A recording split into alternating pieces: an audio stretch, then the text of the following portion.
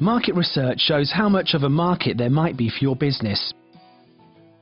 Here you'll see how to carry out successful market research and see if people will actually buy your product or service. Market research is essential for understanding the marketplace you're competing in, finding out who will buy your product or service, and discovering your unique selling point, your USP. Your USP is what sets you apart from the competition, and it's something you can highlight when you market and advertise your product or service. But first, you need to know who you're going to be selling to, who your potential customers are. Because if you don't find the right customers, you're not going to be able to sell your product. You could start by asking any existing customers you have for their opinion. If you don't have any customers yet, you should already have an idea who your target market might be because of the type of product or service you're selling. Is it for consumers or other businesses? Is it for a certain age group, or mainly aimed at women, men, teenagers, and so on? Look at the kinds of people who buy a similar product or service to yours, and look at your competitors' customers. It's likely that these will also make up your target market. Once you've identified your market, you can then start thinking about your research. Whether you're speaking to existing or potential customers, you need to get the right sort of information from them. We'll give you advice on how you can carry out this research shortly.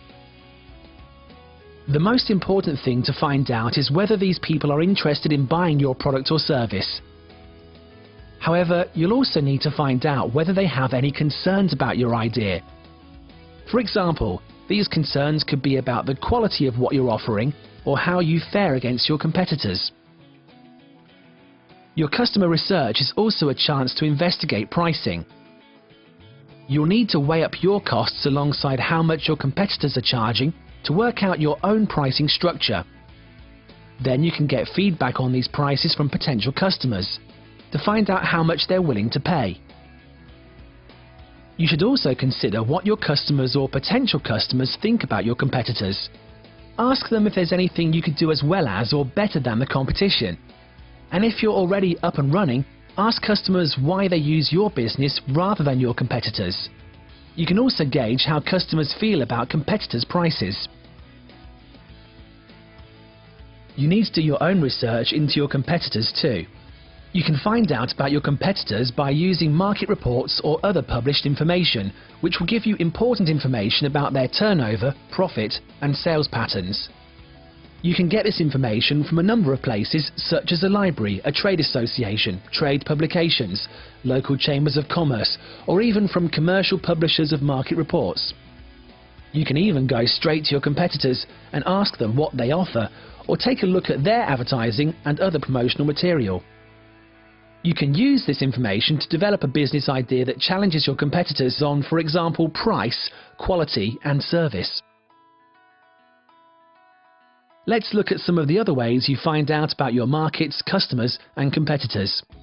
If you're thinking about selling a new product, you could get small groups of potential customers together to use and talk about your product.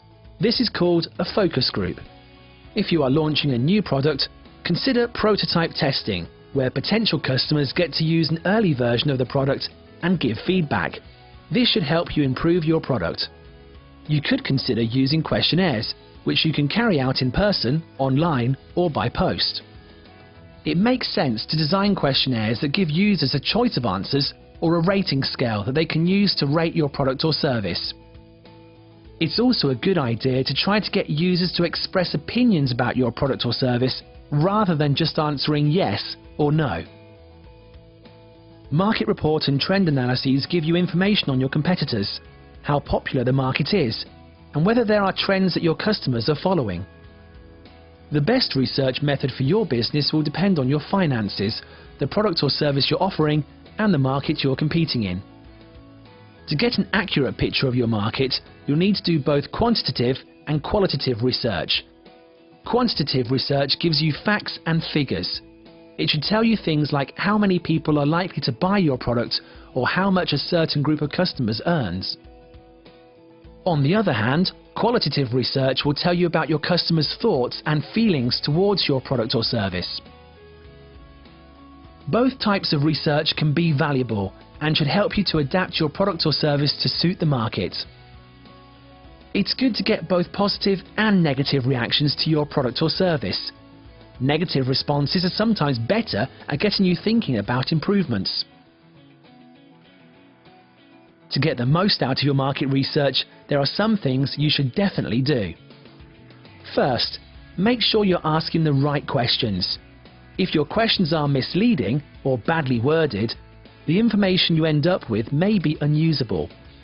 Ask specific questions that require the customer to explain their answer, such as, why would you buy this product rather than another or all similar products? Second, talk to the right people. You need to communicate with the full range of your potential customers. Don't ask people that you have no intention of selling to. There's no benefit to you in that. Third, make sure you ask enough people about your product or service.